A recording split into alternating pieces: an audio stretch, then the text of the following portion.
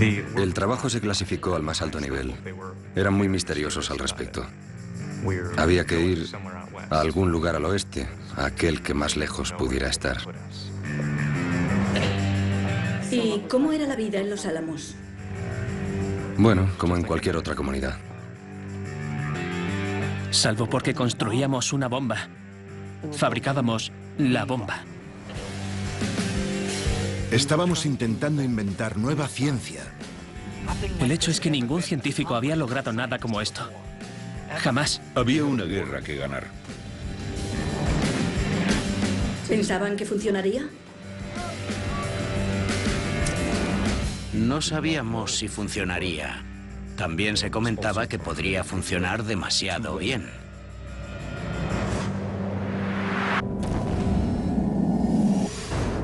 Proyecto Manhattan.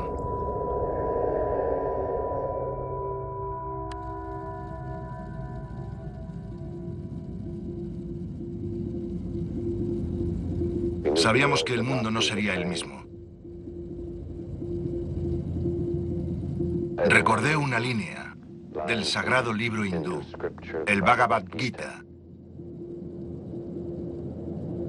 Ahora me convierto en la muerte, en el destructor de mundos.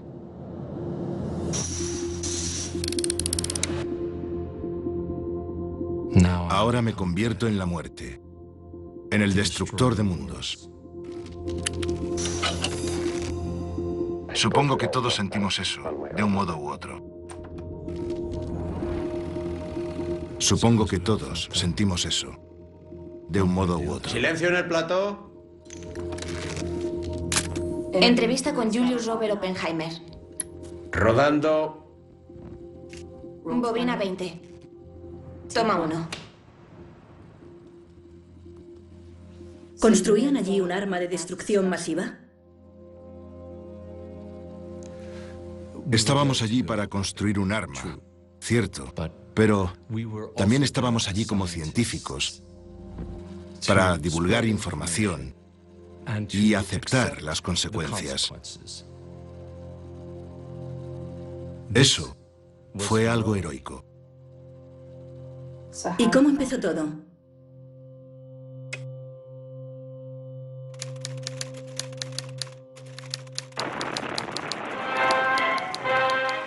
Hitler ha declarado la guerra y guerra tendrá. El Blitzkrieg ataca a la velocidad del rayo. Informan de victorias de todas partes. Este es el inicio de un tremendo choque de naciones que traerá consecuencias trágicas. Los ingenieros alemanes llevan mucho preparándose, pero solo el tiempo y el devenir de la guerra dictarán nuestro destino. Verá, todo empezó con una carta.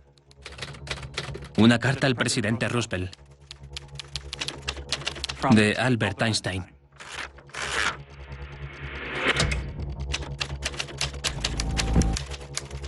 Le sugería que los alemanes estaban construyendo una superbomba.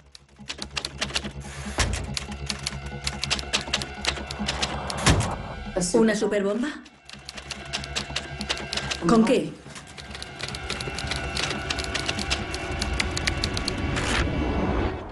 El átomo.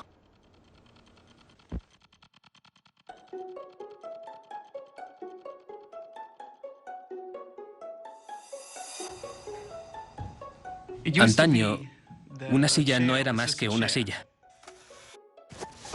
Una taza de café solo era una taza de café. Una cuchara era sólida. Entrevista con Richard Feynman. Rodando. Bobina 235. Toma 1.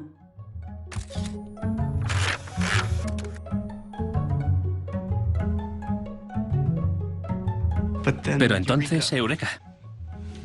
Esta taza de café está compuesta por átomos y estos por partículas más pequeñas, en constante movimiento y no puedes saber dónde están. Esta taza es una colección de infinitas posibilidades.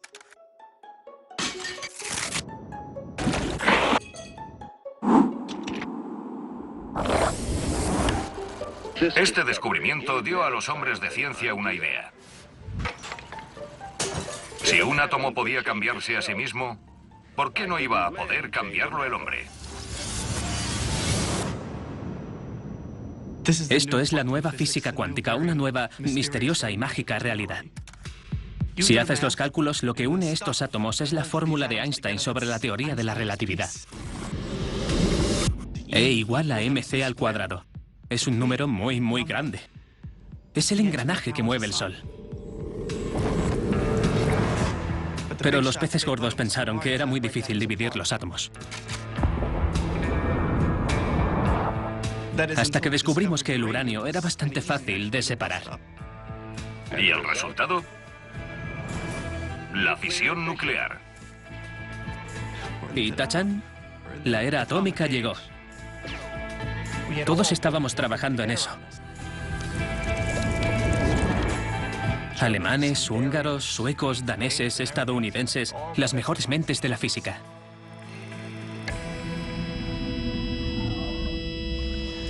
Pero entonces llegó la guerra.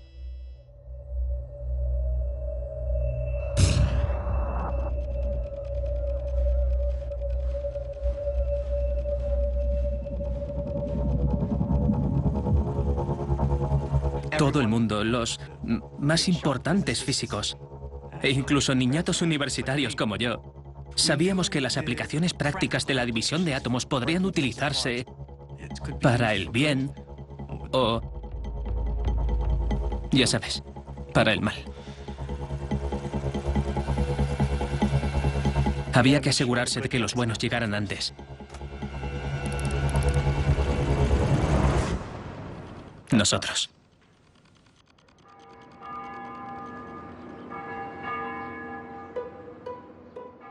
En la primavera de 1943, los departamentos de física de todo el país se vaciaron. Eso sucedió en Princeton, donde estudiaba yo, y en Columbia, Berkeley, Cornell, en todas partes. Las mejores mentes, las más brillantes, desaparecieron. Rodando. ¿Usted era una de esas mentes? Eso creo, sí.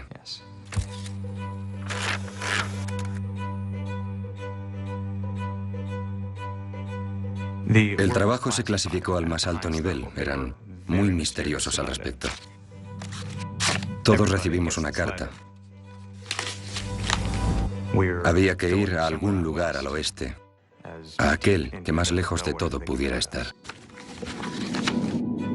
Ponía que fuéramos al 109 de East Palace Avenue en Santa Fe, Nuevo México. Allí descubriríamos cómo terminar este periplo.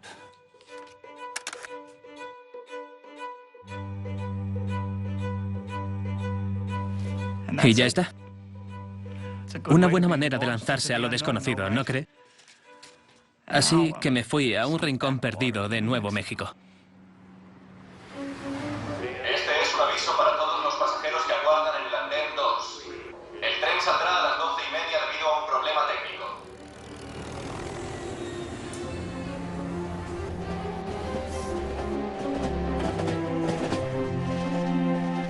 Georgia O'Keeffe dijo, el mundo es amplio en Nuevo México.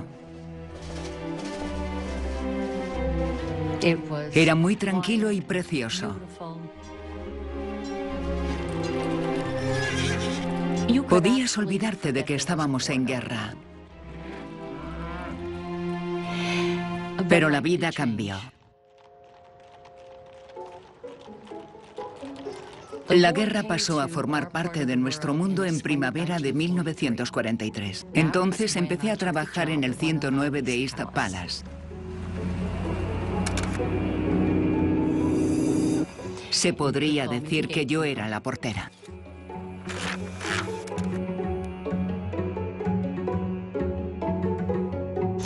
Yo dirigía la oficina de Santa Fe, que era el punto de entrada para cualquiera que fuera al laboratorio. ¿Qué precauciones de seguridad tomaba? Me dijeron que nunca los llamara físicos. Si tenía que dirigirme a ellos, debía llamarlos ingenieros. Pero le diré algo. Tan solo eran un puñado de muchachos perdidos. Robert Wilson y su esposa Jane llegaron desde Princeton.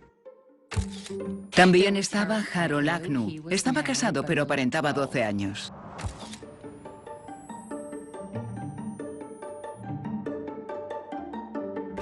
También Richard Feynman.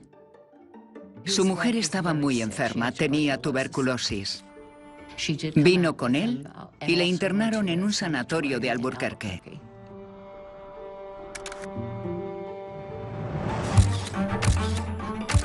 Había muchos recién llegados que venían desde Europa. Por ejemplo, el húngaro Eduard Teller. Se llevó hasta allí su gran piano. Esa cosa ocupaba todo su salón. Hans Bethe era alemán. Su madre era judía, así que tuvo que huir. Todos estaban perdidos cuando llegaron a mi oficina, pero las esposas todavía más. Nos mudábamos a un destino desconocido para mí. Mi esposo me dijo... No puedo darte explicaciones, solo que nos vamos. Eso fue todo. Había soldados, mecánicos, secretarias, agentes de inteligencia, incluso generales. Y cuando les daban la autorización me aseguraba de que subieran a la colina. ¿Eso era Los Álamos? Sí. ¿Y usted sabía lo que iban a hacer allí? Claro que no. 48 estados de nuestro país libre y soberano están en guerra.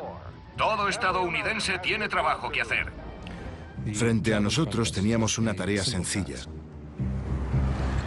Una tarea sencilla de una monumental complejidad. Teníamos que construir un arma militar práctica, una bomba, pero aprovechando únicamente el potencial explosivo de la fisión. ¿Y pensaban que lo lograrían? Había que hacerlo. Los alemanes tenían su propio proyecto atómico y a algunos de los mejores físicos del mundo. Se habían apropiado de minas en Checoslovaquia, ricas en uranio. Su potencial industrial era significativo. Y lo que es más importante, iban 2 años por delante de nosotros. Podríamos pasar a la historia si lo conseguíamos. Pero no nos hacíamos ilusiones sobre qué consecuencias habría si los nazis hubieran vencido. ¿Qué habría significado? Nueva York, incinerada. Igual que Washington y Londres. Millones de vidas perdidas. Y esclavitud para el resto.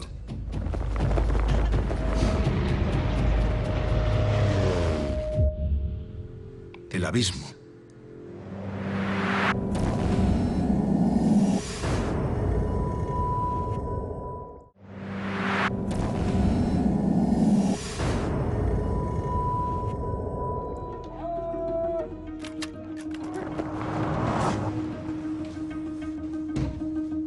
Silencio en el plató. Rodando. Entrevista con el general Groves. ¿Cómo se sintió cuando le asignaron como comandante militar del proyecto Manhattan? He de decir que fue una decepción. Soy ingeniero, construyo cosas. Construí el Pentágono.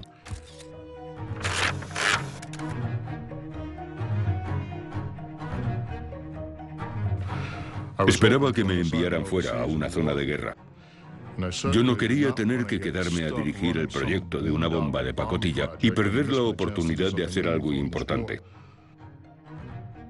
Hábleme del nombre. La primera oficina estaba en Nueva York, así que lo llamamos el Distrito de Ingeniería Manhattan, que se convirtió en el Proyecto Manhattan. Construimos plantas de refinamiento de uranio en Oak Ridge, Tennessee, donde la red eléctrica tenía la potencia que necesitábamos, aislada de la red principal. Después construimos plantas para producir plutonio en el estado de Washington. La Universidad de Chicago era nuestro centro de investigación. Pero necesitábamos otras instalaciones, algún lugar secreto para desarrollar la bomba. para que al conseguir el material suficiente estuviéramos listos.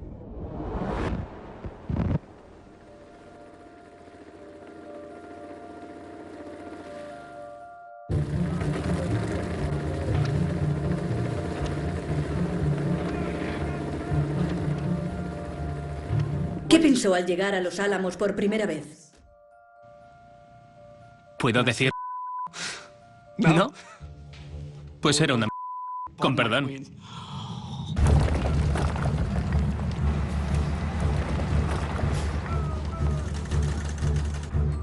He de decir que me pareció precioso justo hasta que vi el campamento, ya que parecía más una obra en construcción.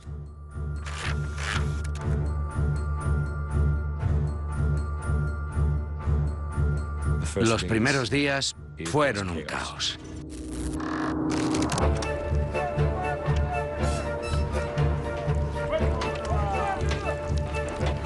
Intentábamos construir un laboratorio de primera clase con metodologías arcaicas. Te podías tropezar con clavos, con barriles y cosas así. Me decía a mí mismo, ¿dónde te has metido? Dormíamos en catres militares, con mantas en las que leímos usadas.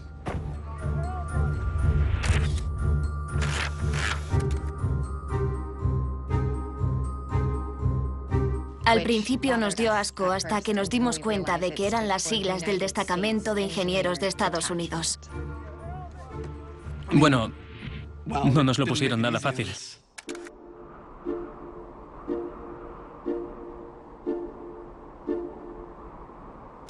El lugar era lúgubre, polvoriento, soplaba mucho aire y nada estaba terminado. Era como si no nos fuéramos a poder mudar nunca. A nuestro general le encantaba darnos lo mínimo que necesitásemos, lo indispensable, y no se gastaba un centavo más. Eso significaba que no había aceras, ni calles, ni farolas. Algunos no pudieron soportarlo. Uno o dos renunciaron, otros se fueron a casa. Creí que era el fin de aquello. Todo podría haber fracasado desde el principio. Él, sin embargo, nos mantuvo unidos. Más que el miedo a los nazis o el deseo de resolver un fascinante enigma que la ciencia nos planteaba. ¿A quién se refiere? Oppenheimer. Julius Robert Oppenheimer. Nuestro director. Le llamábamos Opie. Muchos no sabíamos qué esperar de Oppenheimer. Era un físico teórico de Berkeley, muy respetado, brillante como ninguno, pero este proyecto necesitaba un líder increíble para tener alguna oportunidad.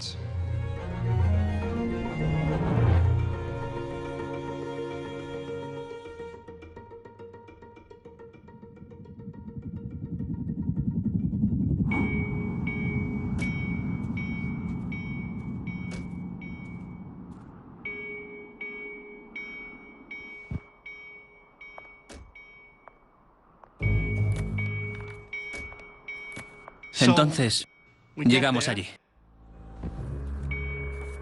Y Oppenheimer nos reunió para darnos unos discursos. Era todo lo que se sabía sobre cómo construir una bomba atómica. Para empezar, les dije que trabajaríamos en dos dispositivos. Uno funcionaría con el isótopo radiactivo uranio 235 y el otro con plutonio.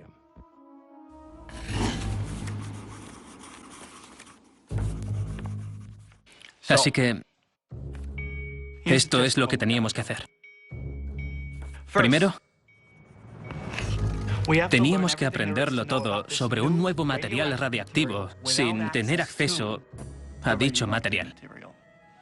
¿Por qué? Porque todavía no existía. Lo estaban haciendo en Tennessee. Segundo, La gente de Tennessee tenía que producir el material radiactivo suficiente para que la bomba funcionara. Pero para lograr eso, antes tienes que dividir el uranio átomo por átomo hasta tener unos 50 kilogramos de uranio 235. Les llevaría 2 años hacer eso. Tercero, teníamos que inventar una manera de disparar este material radiactivo dentro de una bomba mientras caía de un avión, antes de que chocara contra el suelo. En unos segundos. Luego había que construir la bomba, asegurándonos de que funcionaba tal y como se indicaba en los planos. Aunque no sería así.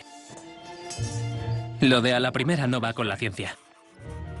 Y por último, había que probarla, conseguir más o menos 1000 mediciones correctas con un margen de 1/1000ª parte, sin explotar en 1000 pedazos.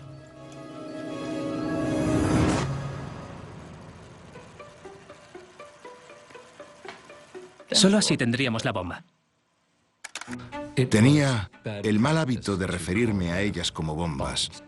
No hacía más que interrumpirles para recordarles que las llamaran... El artefacto. El artefacto. El artefacto. Romántico, ¿no? Ningún científico había sido capaz de conseguir nada parecido. Nunca. En toda la historia. ¿Pensaban que funcionaría?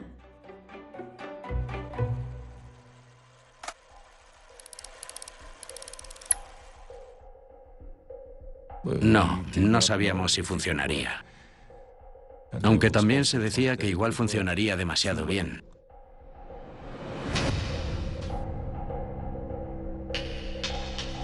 Yo planteé esa pregunta. ¿Y si la reacción nuclear era tan caliente que prendía la atmósfera?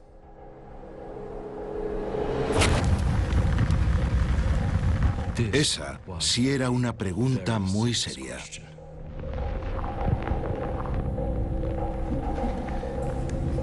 Sí, también consideramos si el calor de una bomba atómica podría destruir la vida como la conocemos en este planeta.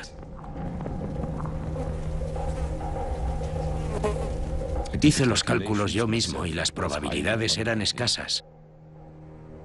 Pero la ciencia siempre esconde sorpresas.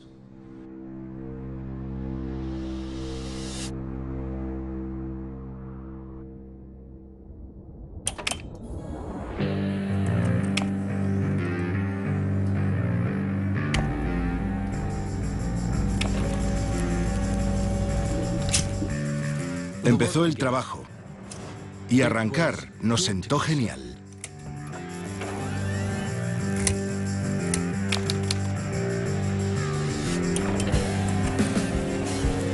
O sea que todos provenían de universidades.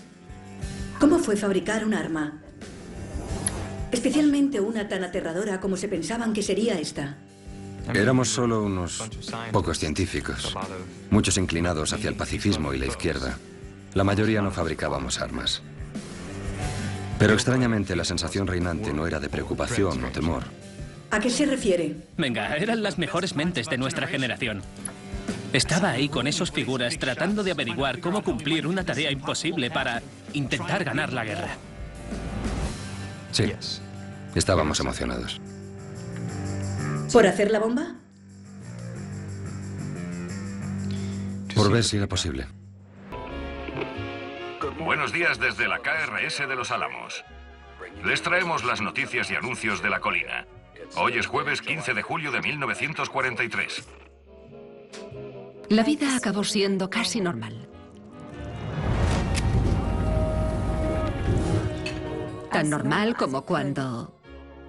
¿Estás en guerra? El presidente Roosevelt ha fechado la siguiente charla informal para el 28 de julio, donde se discutirá el progreso de la guerra y nuestros planes para la paz. Metida en un laboratorio secreto del que casi nunca salías. También les recordamos que por favor limiten su consumo de agua. La permanente escasez de agua te hacía elegir entre hacer la colada o bañarte. Un mensaje importante para nuestros ingenieros. La reunión obligatoria de las 8 de la mañana con el general Groves se traslada al pabellón Fuller. Y no teníamos ni idea de lo que nuestros maridos hacían. Y recuerden, cualquier desliz podría significar la diferencia entre la victoria y la derrota. Cuidado con lo que dicen y a quién se lo dicen.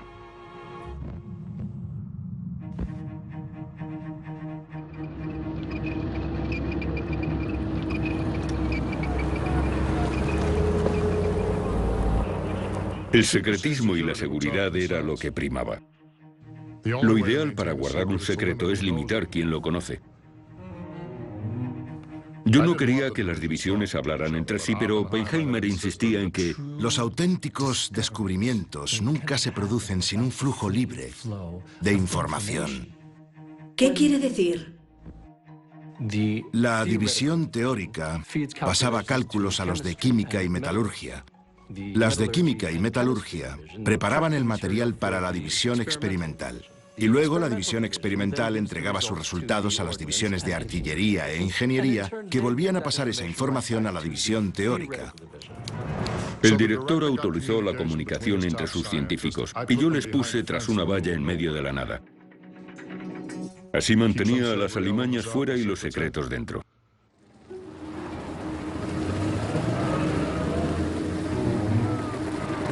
Una valla, guardias y carteles de prohibido el paso te recibían en Los Álamos.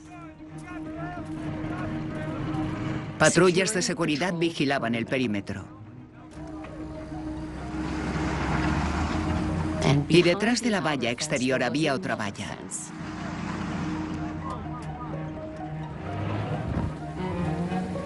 Y después la ciudad.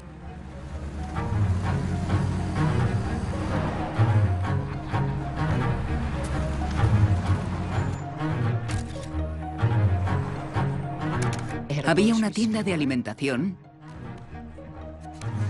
una cantina, apartamentos y casas baratas.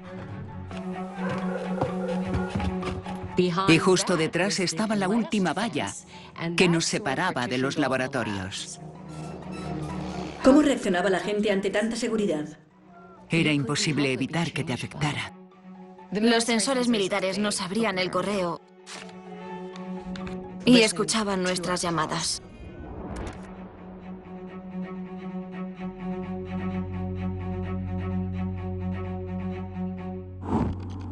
¿Mi opinión? La seguridad de Los Álamos era una pesadilla.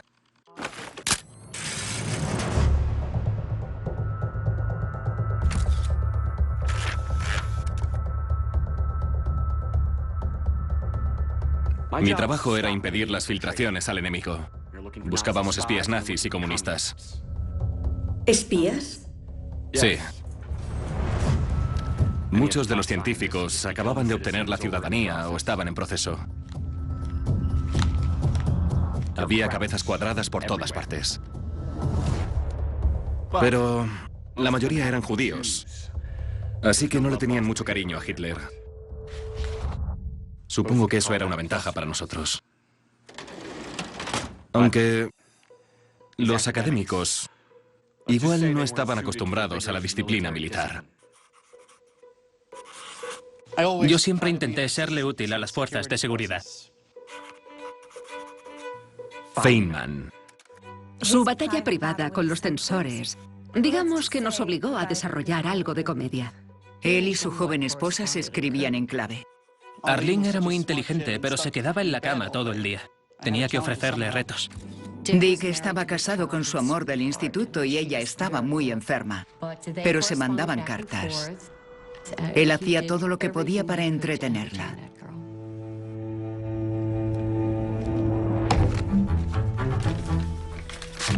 La censura prohibía el uso de códigos, claves y cualquier otro medio de espionaje.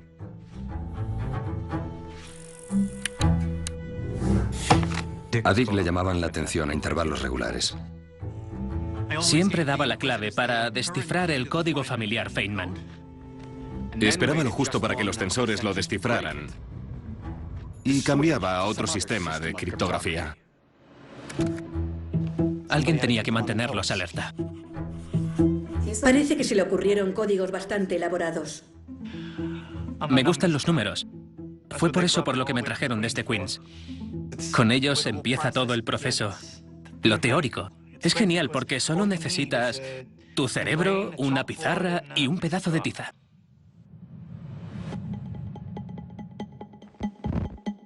En resumen, los primeros meses, su equipo básicamente trabajaba con números. Hábleme de ello. De acuerdo. ¿Cómo se consigue que una bomba atómica explote?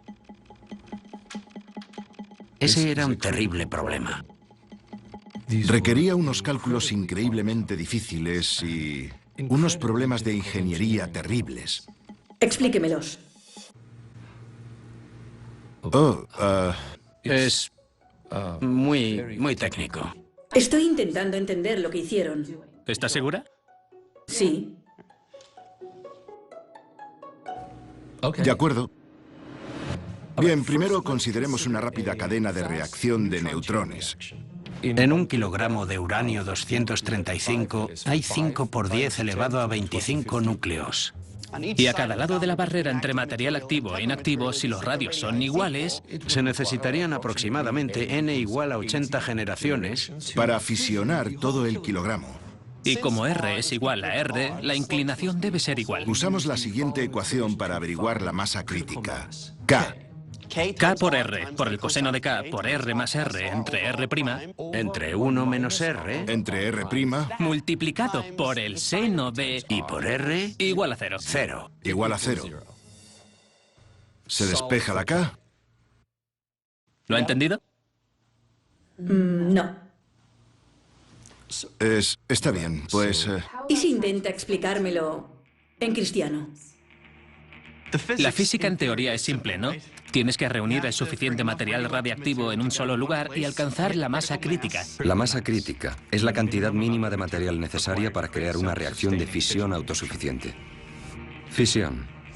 Cuando un neutrón choca con ese material radiactivo, el átomo se divide, liberando energía y creando 2 o 3 neutrones que dividen más átomos.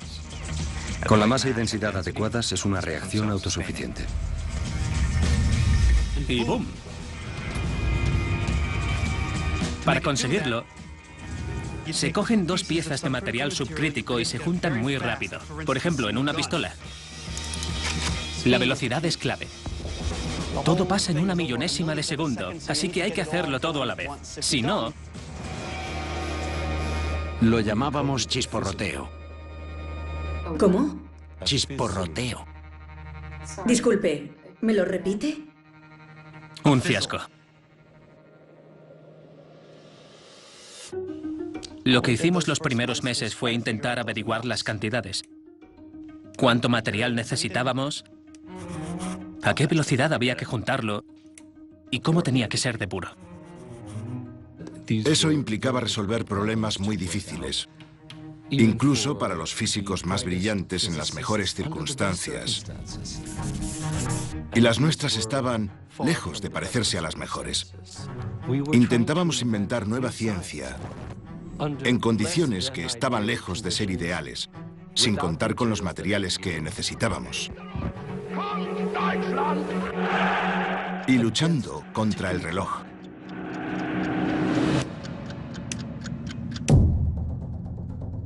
Cada prueba que hacíamos podía retrasar la fecha final.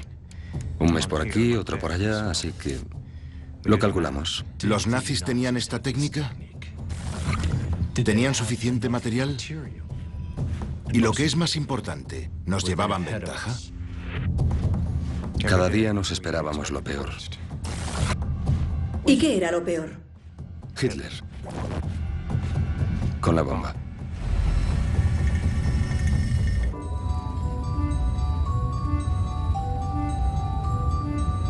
Les deseamos felices fiestas desde la KRS aquí, en Los Álamos. Y empezamos con los anuncios matutinos. Primero, nuestros compañeros de las Islas Británicas han empezado a llegar. Nuestro director quiere recordar a todos los de la colina que deben ser hospitalarios. Los científicos de la misión británica eran parte del interminable flujo de incorporaciones. En Navidad llegó un miembro muy importante para la misión, que tenía a todos los ingenieros alterados. Ah, sí, cómo no. Niels Bohr. Incluso para los físicos más importantes, Bohr era como un dios. Era quien había descifrado toda la estructura atómica. Acababa de escapar de los nazis. Y todos le admirábamos.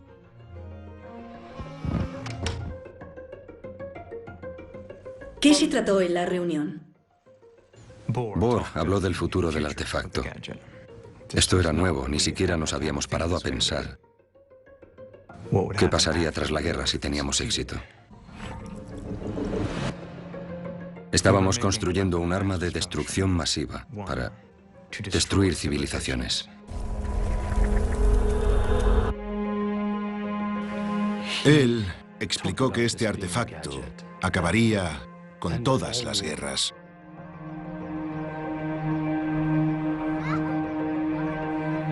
Que haría que el coste de la lucha fuera tan alto que nadie se arriesgaría a intentarlo.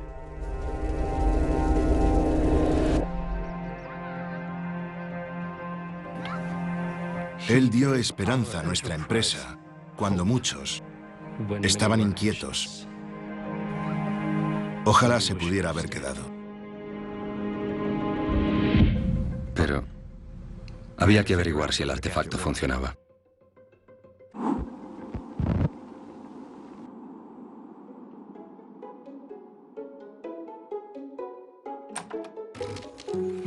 Cuénteme qué pasaba por aquel entonces en los laboratorios. En la división experimental por fin empezamos a recibir plutonio de Hanford con el que hacer pruebas. Cada cifra había que comprobarla o refutarla con experimentos. Esto era esencial. Al fin y al cabo, no queríamos un artefacto solo teórico. Debía funcionar. Las jornadas que pasábamos trabajando recluidos en un oscuro y recóndito laboratorio cada día eran... te dejaban exhausto. Empezábamos a las 8 de la mañana y trabajábamos hasta las 4. ¿De la tarde? No, de la madrugada. Y el hecho de estar aislados del resto de la civilización, pues no ayudaba. Y de repente la gente empezó a volverse un poco loca. Sí, estaban que se subían por las paredes.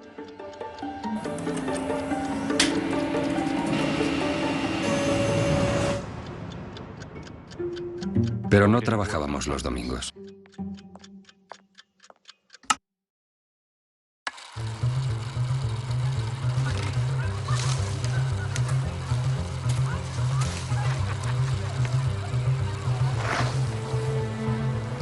Había una pista de esquí que usábamos durante el invierno.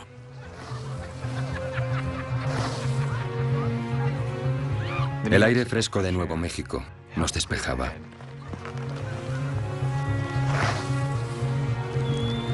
Y cuando llegaba el deshielo, dábamos paseos.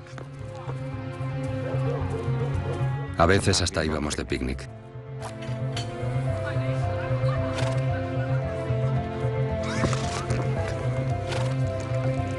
La gente encontró todo tipo de métodos para desfogarse. Sí, es cierto. Y también bebían litros de vodka y ron.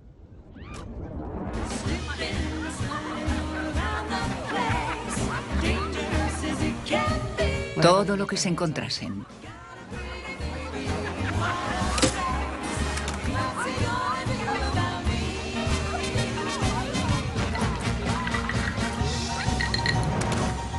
Durante un tiempo fui presidente del Consejo Municipal y oía de todo. Hubo un brote de gonorrea y tuvimos que informar de que ciertas WACs, mujeres del cuerpo auxiliar, estaban ofreciendo sus dotes frente al laboratorio. Era como cualquier otra comunidad. Había virtud y vicios. Solo que construíamos una bomba. Bueno, construíamos la bomba. Pero entonces, creo que fue... La primavera del 44. Ese año nos llegaron nuevos datos. Yo no sabía qué problema había. Era grave. Era grave. Robert parecía enfermo. ¿Cuál era el problema? Los números no cuadraban.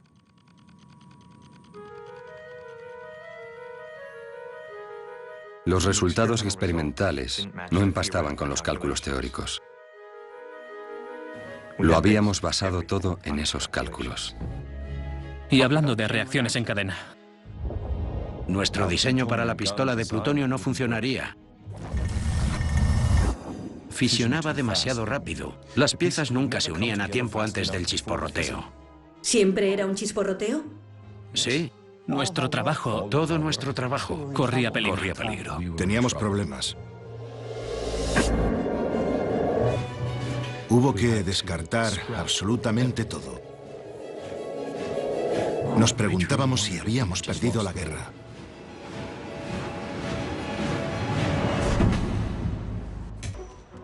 Llamando a Werner Heisenberg. Los físicos son algo especiales con el sentido del humor. Werner Heisenberg, acude a la oficina principal.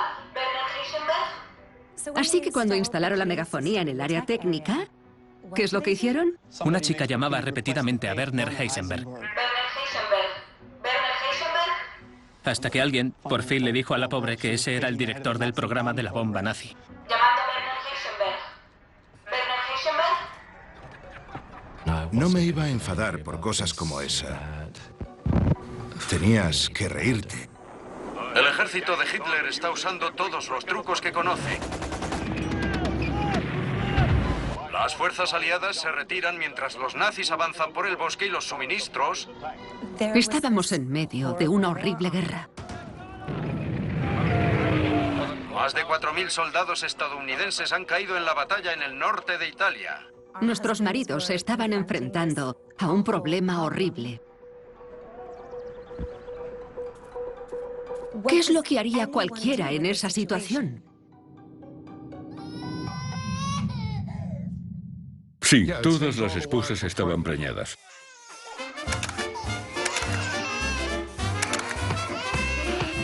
Yo encontré marido. Un químico me robó el corazón y formamos una familia. Vivíamos deprisa. 80 bebés alumbrados en el primer año. Le das seguro médico a la gente y se creen que tienen que usarlo. Si me hubiera salido con la mía, le aseguro que mi base militar no se hubiera convertido en una guardería. Había una guerra que ganar.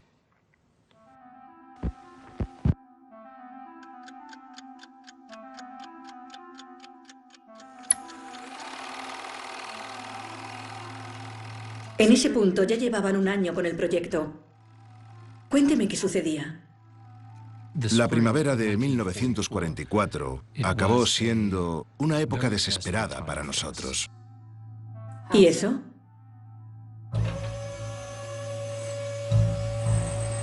La producción de uranio 235 era irritablemente lenta y no podíamos cambiarlo. ¿Cuánto tiempo dijeron que tardarían? Pasó un año, hasta que tuvimos material suficiente para una bomba. O puede que no. El plutonio era más fácil de producir, pero nuestra división experimental acababa de descubrir que el plutonio tenía una tasa de fisión demasiado alta para nuestro diseño.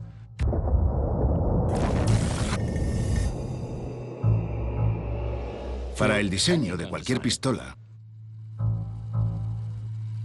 ¿Qué significa eso?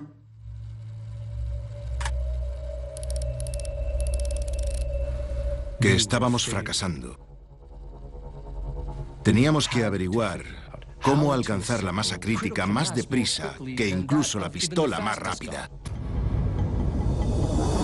¿Y qué hay más veloz que una pistola?, se preguntará. No tiene fácil solución. ¿Qué pasó después? Bueno, llevábamos un año con el proyecto y aún nos quedaba otro. Pero tan solo una teoría. Algo que no era muy halagüeño.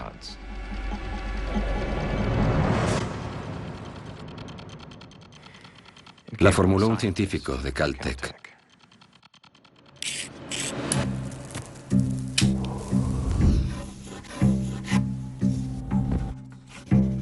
Él propuso una manera distinta de dominar la masa crítica. Todos habían hablado de una pistola, pero él dijo, ¿y si usáramos una esfera y controlásemos en dicha esfera una explosión hacia el interior?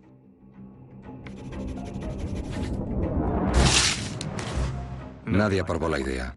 ¿Por qué? Porque tendría que ser perfectamente simétrica. No, era imposible. El ejemplo que usábamos era intentar estrujar agua con las dos manos. Una locura. Y era fascinante por esa razón. Aún así, yo no estaba dispuesto a desperdiciar ni las más locas ideas. ¿Y qué es lo que hizo? Que se pusiera a trabajar en ello. ¿Y? Siguen sin valer los tacos, ¿no? El trabajo fue un desastre. Su única ventaja era que se trataba de la última idea que podía ayudarnos. Sí, o conseguíamos la implosión o era el fin.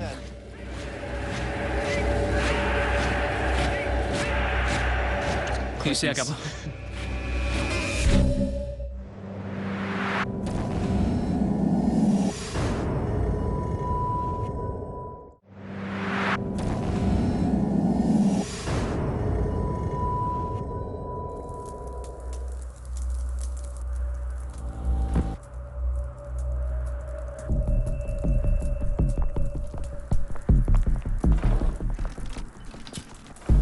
Nos reunimos con grandes científicos para hablar. El problema recurrente era... ¿Va por delante el enemigo?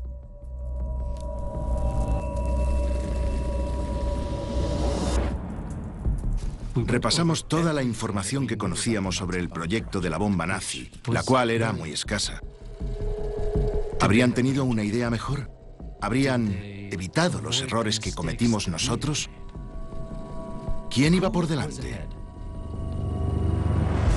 Era una discusión imposible. Intentábamos obtener probabilidades no basadas en ningún dato. ¿Y qué hicieron? Sabíamos que si queríamos tener alguna oportunidad de construir esta arma nuclear antes que los nazis, era necesario solventar lo de la implosión. Una teoría que a muchos les parecía imposible. ¿Y cómo iban a hacerlo? ¿Qué decidieron? Quedó más que claro que hacía falta sangre nueva.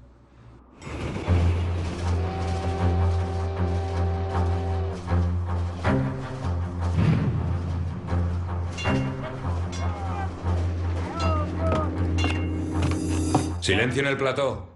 Sí, soy ucraniano. Rodando. Supongo que eso me convierte en ruso. Bobina 20. Entrevista con George Kistiakowski. Toma 1. Venir a este país me hizo muy feliz.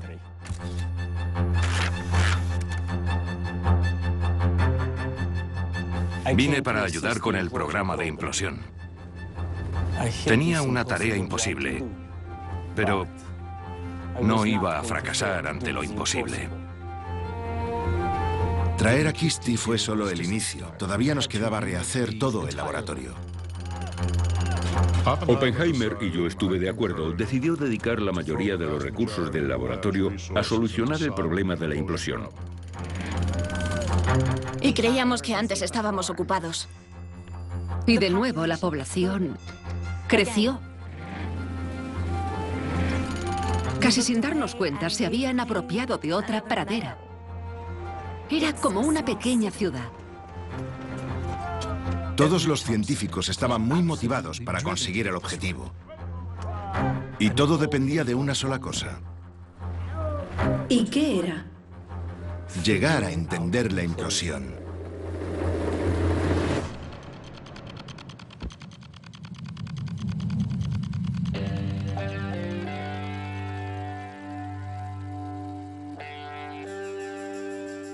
Bien, hábleme de la implosión.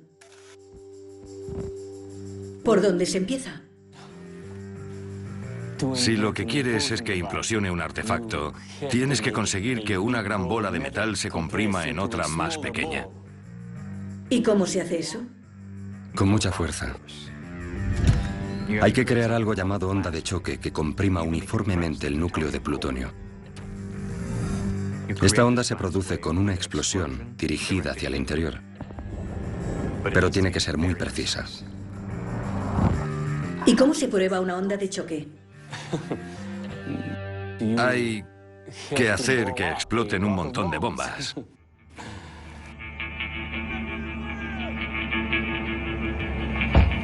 La única forma de hacer explosivos en las cantidades que necesitábamos era con batidoras industriales de las fábricas de caramelo.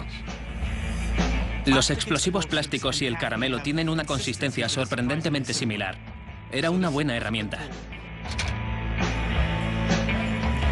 Nos lo inventábamos sobre la marcha. A quien trabaje con explosivos no le apetecerá decir esto. Pero ¿cómo íbamos a crear una onda de choque de miles de millones de kilos? Algo que me preocupaba era que para transportar los explosivos al lugar de trabajo tenían que cruzar la ciudad.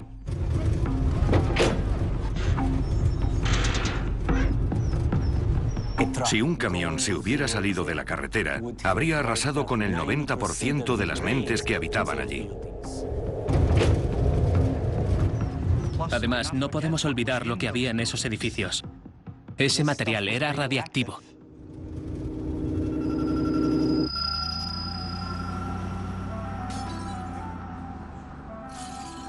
Las soluciones líquidas radiactivas hubieran liberado polvo radiactivo que más tarde se habría alacado.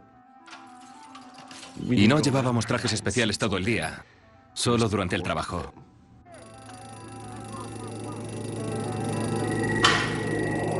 Teníamos un club. Era TMP. O lo que es igual, tú meas plutonio. Así medían quién había estado expuesto. Es que era impactante ver el riesgo que corrías. Una de las pruebas consistía en apilar barras de uranio diluido y después calcular la masa crítica. Luego, cuando teníamos más material, usábamos una polea para juntar dos piezas de material subcrítico hasta casi rozarse, sin que explotasen. Era como hacerle cosquillas a un dragón dormido. Tenías que hacérselas hasta que se estremeciera, pero sin despertarlo. Si ocurriese, te freiría. Literalmente.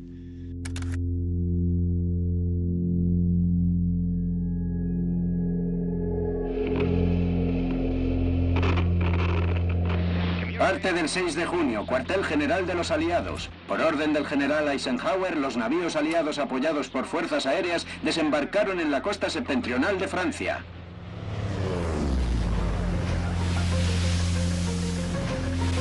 Las tropas desembarcaron en Normandía. La ofensiva de los aliados se ha... Patton se estaba abriendo paso por Europa. Gran victoria que... Hitler estaba arrinconado. Pero la guerra en el Pacífico contra los pilotos kamikaze se volvió encarnizada.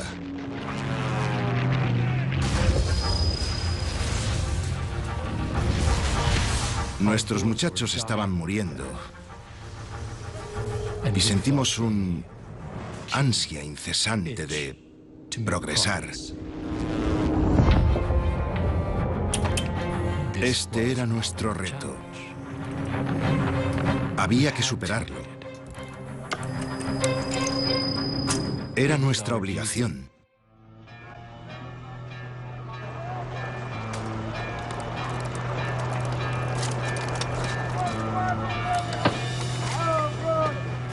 ¿Cómo se consigue una perfecta y redonda explosión para adentro? No tengo ni idea. Ilústreme. No puedes cubrir sin más una bola con explosivos porque la detonación sería inviable. Lo intentamos en un sitio al principio. ¿Y qué tal funcionó?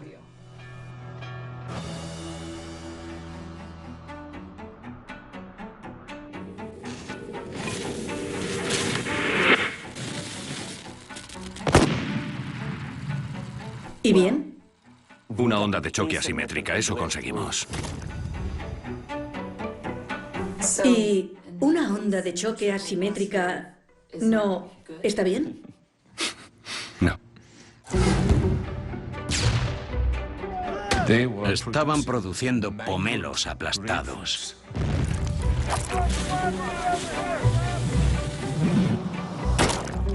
Y si usábamos más detonadores, pasaba justo lo mismo. Incluso los científicos más arrogantes pensaban que fracasarían. No querían tener relación con aquello. Pero la implosión todavía era una idea nueva a esas alturas.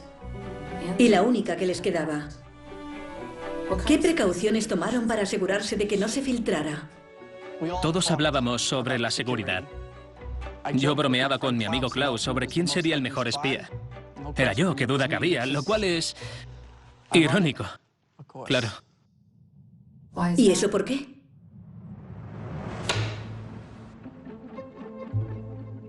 Diga su nombre a cámara, por favor. Emil Julius Klaus Fuchs.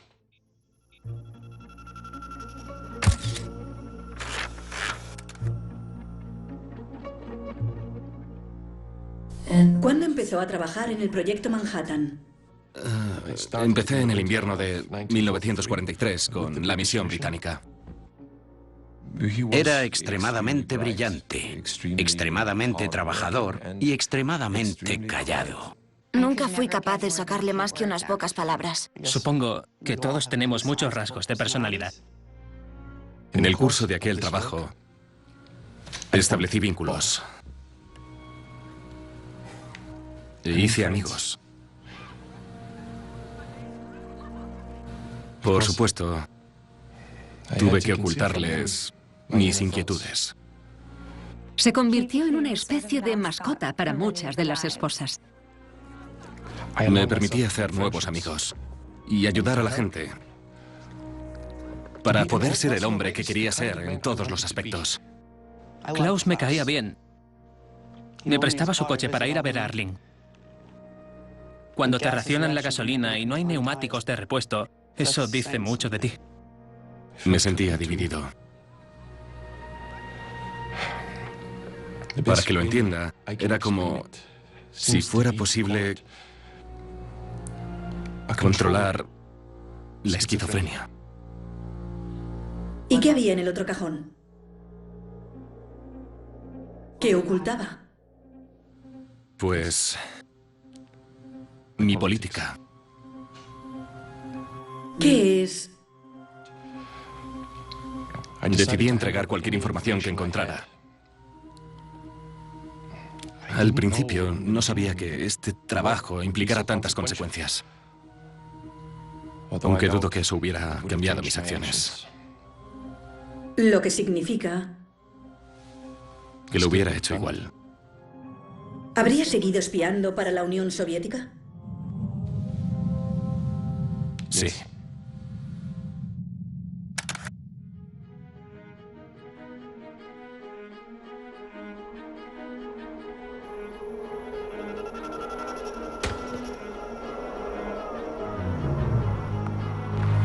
En septiembre de 1944 no habíamos avanzado demasiado solucionando el problema de la implosión. Eso casi son 6 meses. ¿Habían progresado algo? Seguían siendo pomelos aplastados, pero estaban menos aplastados que sus predecesores.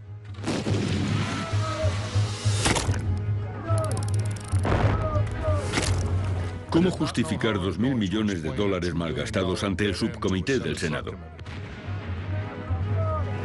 Veamos. ¿Y cómo se hace una onda simétrica? Hay que centrarla de alguna manera. ¿Cómo? Y entonces, eureka, el momento llegó. ¿Y si usamos una lente? ¿Una lente? Lo importante no es el aspecto de una lente, sino lo que hace, que es concentrar la luz, o en nuestro caso, la onda de choque. No era una lente hecha de cristal, sino de explosivos. Cubrimos con muchas capas de explosivos el núcleo de plutonio para que un explosivo rápido se topara con otro cuya reacción fuese más lenta. Esto concentraba la fuerza hacia adentro, alcanzando la masa crítica, que inicia la reacción en cadena. Con las medidas adecuadas, se conseguía una explosión simétrica. ¿Y qué ocurrió entonces? Decidí que ese iba a ser nuestro diseño y más valía que funcionara.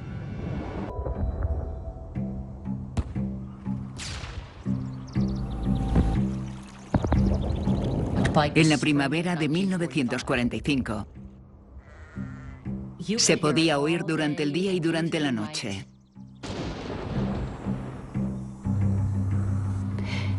Algo había cambiado en la colina.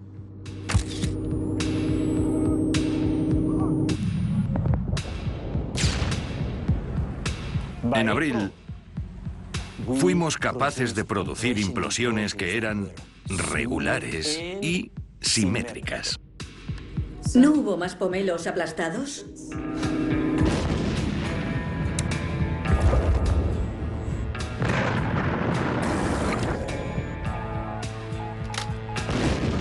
¿Así que la lente funcionó? Sí.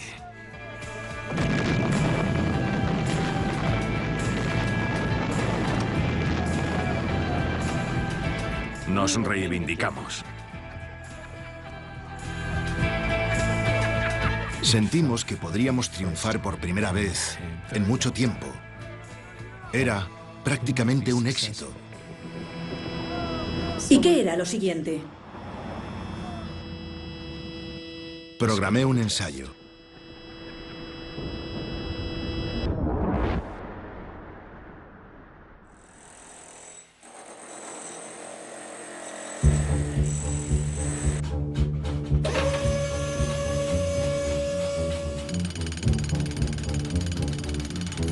Cuando nos dimos cuenta de que podríamos producir múltiples bombas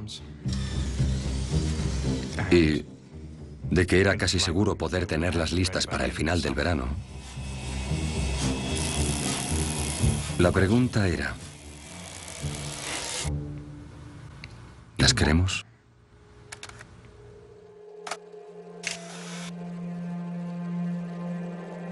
¿Qué quiere decir? Fui criado como cuáquero. Me considero un pacifista. Le parecerá raro que un pacifista haya trabajado en esta arma.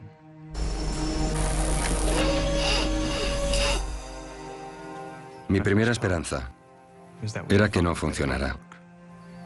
Que los físicos ni siquiera nos dejasen montar la bomba. Pero, bueno, Hitler me daba mucho más miedo. Me sentía más seguro sabiendo que Roosevelt estaría a cargo de todo.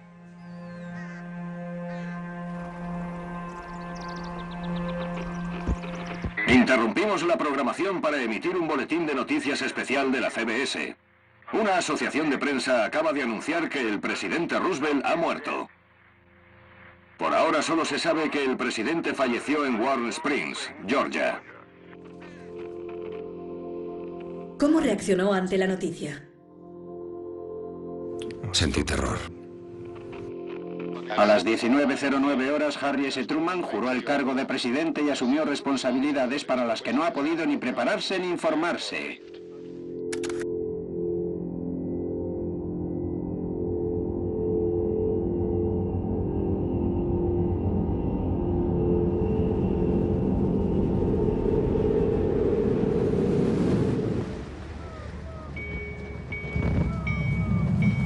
Y con la misma rapidez, Hitler también desapareció.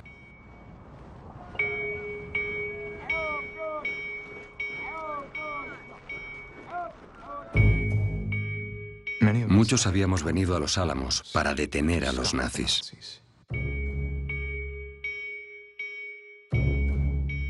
Pues ya estaba muerto. En su búnker subterráneo en Berlín. El Tercer Reich ya era solo cenizas.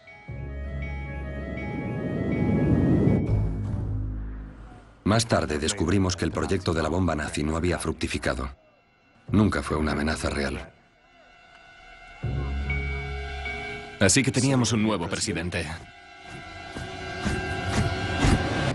Y diferente enemigo. Solo teníamos unos meses para probar el arma sobre el terreno. ¿Por qué hacíamos eso? Los japoneses no tenían la bomba y lo sabíamos. Yo quería detener a Hitler.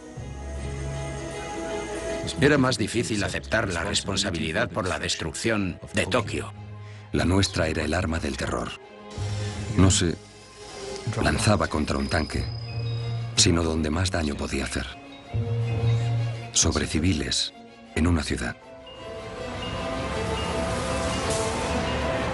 Así que los convoqué a todos para que habláramos del impacto del artefacto. ¿Y? Había tensión. Muchos pensábamos que nunca la usaríamos. Y entonces habló Oppenheimer. ¿Qué fue lo que les dijo? Todos sabíamos que nos movilizábamos por aquel entonces para la invasión de Japón. Millones de vidas estadounidenses estaban en juego. Podría haber dicho eso. Pero les hablé de corazón y les dije que la bomba tenía que ver la luz. La única manera de que su potencial de destrucción pudiera ser comprendido y por tanto controlado era si se le daba uso.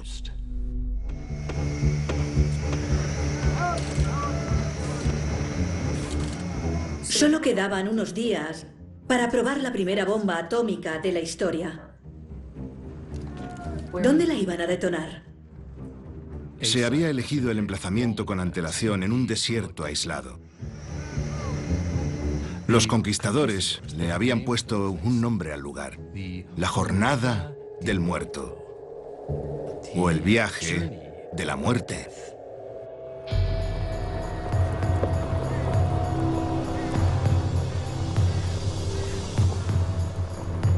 Opie bautizó la prueba con un nombre en clave: Trinity. Solo Oppenheimer podía haber ideado algo tan teatral.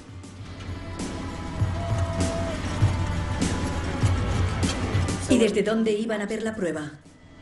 Construimos varios búnkers desde los que observar la explosión a una distancia segura.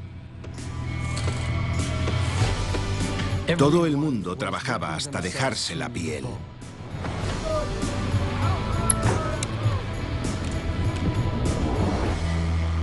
Y luego estaba Feynman. El chaval había demostrado ser absolutamente indispensable. Pero recibió una llamada justo antes de la prueba. Era su esposa.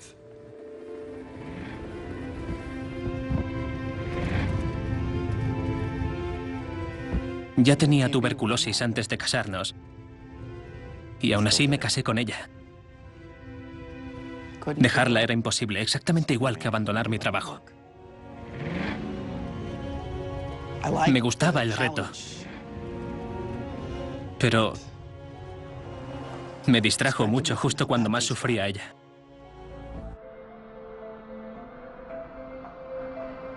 Cuando murió, estuve a su lado. Pero por poco no llego.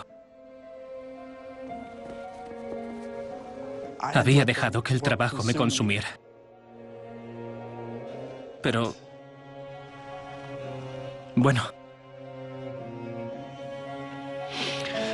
Semanas más tarde llegó un telegrama de Los Álamos. Era la prueba. ¿Y qué hizo?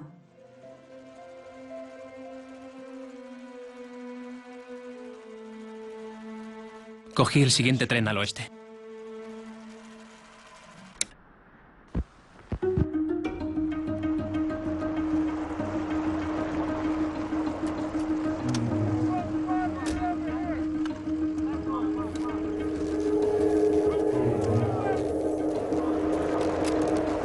A primera hora de la mañana se inició el ensamblaje final.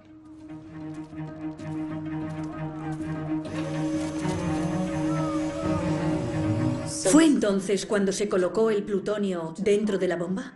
Sí.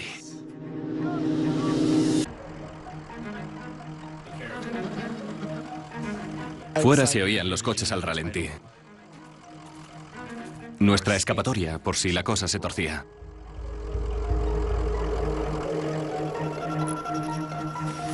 He de decir que en todo esto hubo una cosa que nos salvó. Sí. Fue absolutamente indispensable. No tengo ni idea de qué hubiéramos hecho sin ella. ¿Sin la colección de talento? No, sin la cinta americana. Así que, en lugar de soldar la bomba, ¿usaron cinta americana? ¿Usted querría soldar una bomba de plutonio envuelta con explosivos plásticos? Creo que no.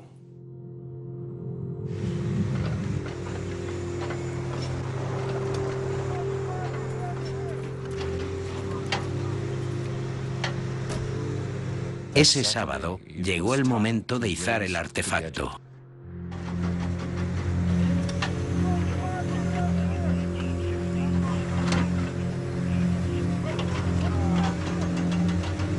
Utilizaron una grúa gigante.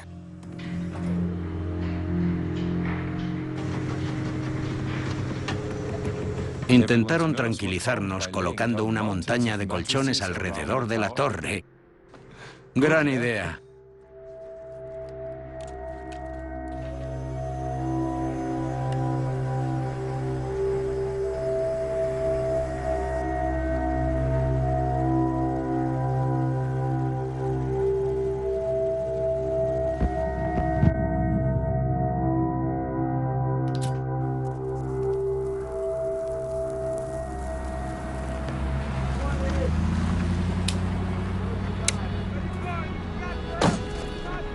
El presidente Truman se acerca al final de su histórica visita por mar a Potsdam para una reunión que podría determinar la historia de las futuras generaciones.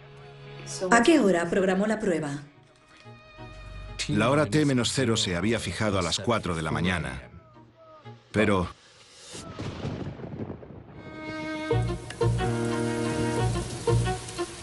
No detonas un explosivo nuclear bajo la lluvia, salvo que quieras que dicha lluvia radiactiva se esparza por todo el estado. ¿Entonces qué hicieron? Querían retrasar la prueba un día. Rotundamente dije no, se retrasó 1 hora y media. Ahora estamos en T-8 horas. No diré nombres, pero recibí una llamada de unos colegas científicos que me invitaron a hacer un picnic esa noche. ¿Un picnic por la noche? La sesera me hizo clic y acepté reunirme con ellos. Yo llegué a Los Álamos cuando los autobuses estaban saliendo. Así que fui directamente al sitio que estaba a unos 40 kilómetros. Stalin dice que los rusos participarán en la guerra contra Japón el 8 de agosto. Escalamos hasta la cima de Sandia Peak, a las afueras de Albuquerque. A todo el personal, ahora estamos en T-2 horas. Está entre 17 y 30 grados al noroeste. Nos dieron gafas oscuras para que lo viéramos. Unas gafas oscuras. Las horas no pasaban. Ya no quedaba nada que hacer. Habíamos tomado todas las precauciones posibles. Y sí, también hicimos apuestas. Nos jugamos $1. La fuerza explosiva, 8.000 toneladas de TNT. Siempre he creído que hay que apostar por uno mismo, así que dije 50.000. T menos 20 minutos y contando. 300. Yo 1.400. 40.000 toneladas. Finalmente el cielo empezó a despejarse. En ese momento, mantener la calma era lo más importante. Centro de comunicaciones, necesitamos una respuesta de inmediato. Pero Enrico Fermi, el premio Nobel italiano, aceptaba apuestas sobre si la bomba prendería a la atmósfera y destruiría Nuevo México o el mundo entero. Esa probabilidad era casi inexistente. Apostó por Nuevo México.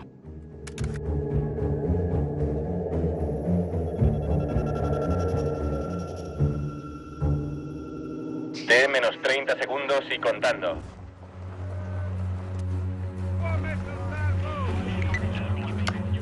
¿Cómo fueron esos últimos segundos? La espera se hizo eterna. 15 segundos. Una eternidad que determinaría el curso de la historia. 10.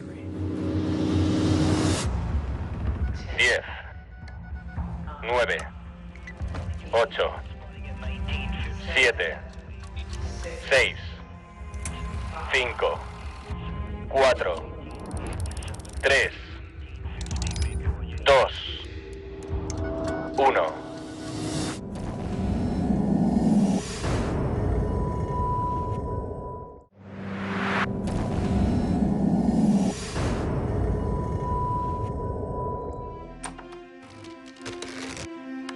Rodando.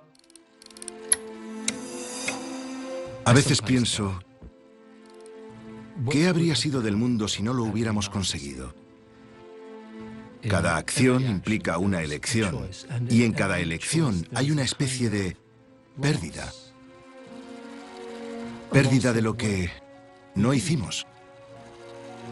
De haber fracasado, sería imposible considerar todas las alternativas. Pero no fracasaron. No, le aseguro que no. Funcionó. 3, 2, 1.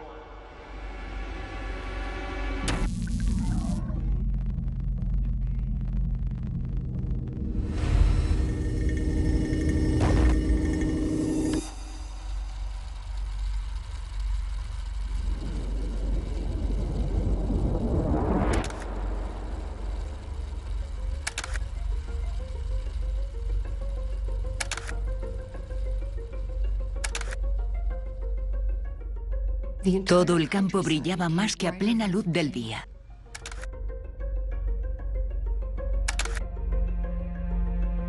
Hubo un tremendo fogonazo, tan brillante que me agaché. Vi aquella luz blanca que se volvió amarilla y después naranja. Las nubes aparecieron y desaparecieron. Aquello fue increíble. Como el fin del mundo.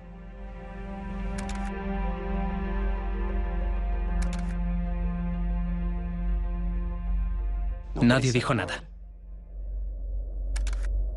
Todos lo observamos en silencio. Pero la onda expansiva y el sonido nos aturdieron a todos.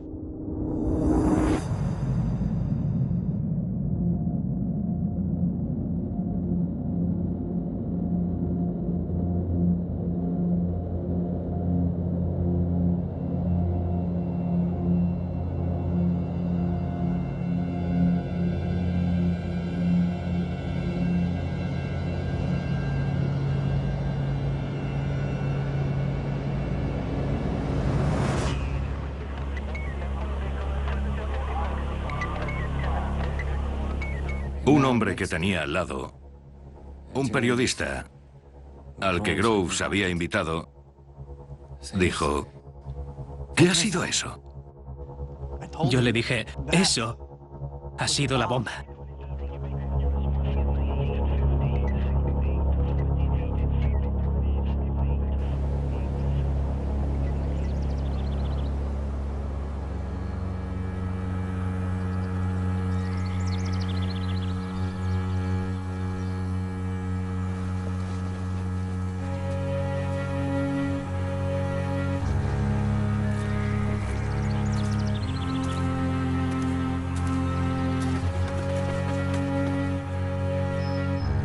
Volvimos a los autobuses, casi sin hablar.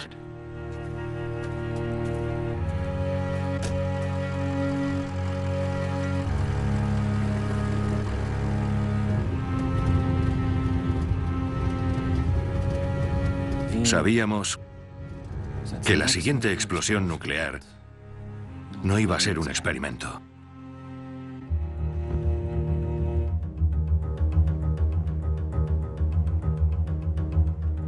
El mundo había cambiado. El sol salió 2 veces aquel día.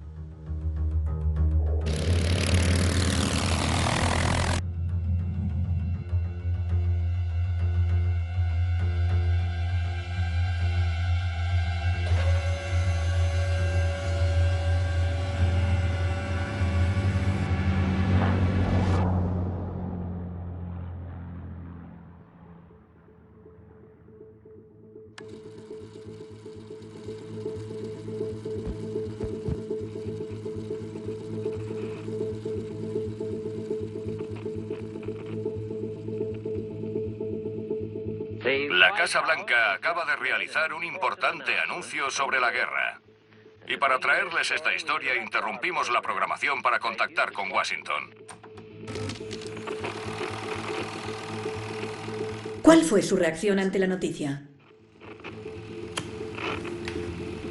Acabo de regresar de la Casa Blanca, donde han anunciado que Estados Unidos ha usado una bomba atómica, el explosivo más potente jamás desarrollado. Su capacidad sigue tentando a la imaginación humana. Al parecer el daño fue tal que los japos no estaban seguros de qué les había atacado. Se habla de bombas en plural, aunque el cuartel general nos ha dicho que solo se lanzó una bomba. Tokio ha admitido que la bomba atómica ha causado importantes daños en Hiroshima. En Washington y otras capitales se especula sobre la nueva bomba y sus posibilidades. La bomba atómica ha explotado en Nagasaki, Japón. Esta bomba borró la ciudad del mapa con reverberaciones políticas en todas las capitales del mundo. A las 10:58 la bomba explotó sobre la ciudad y en el imponente hongo, Japón pudo leer su condena.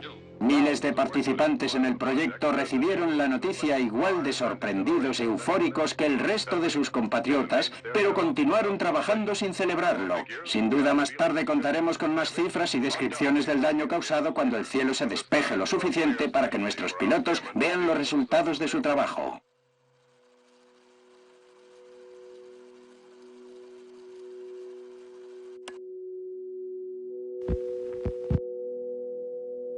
Y se acabó.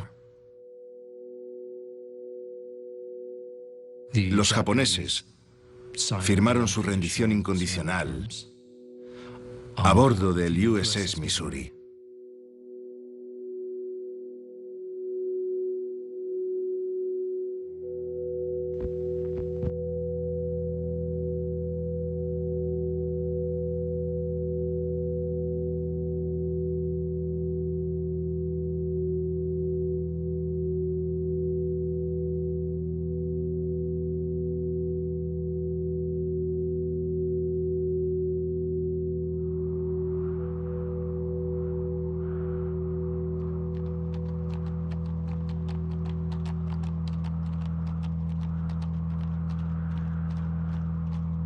Algunos fueron a Hiroshima y a Nagasaki más tarde,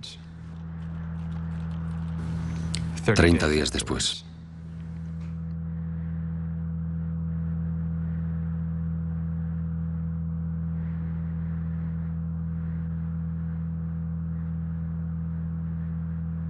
Quedaba una llanura donde antes hubo una ciudad.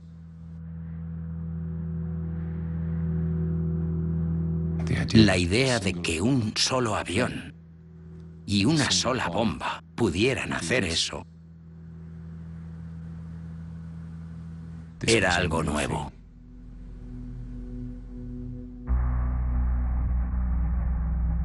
Echando la vista atrás, ¿hicieron lo correcto construyendo la bomba? Yo era un científico. Y si eres científico, ves bien intentar averiguar cómo funciona el mundo. Intentar entregarle a toda la humanidad el mayor poder posible para controlar el mundo de acuerdo con sus luces y sus valores. La bomba pertenece al mundo y a las personas. Ellos son los que decidirán cómo controlarla.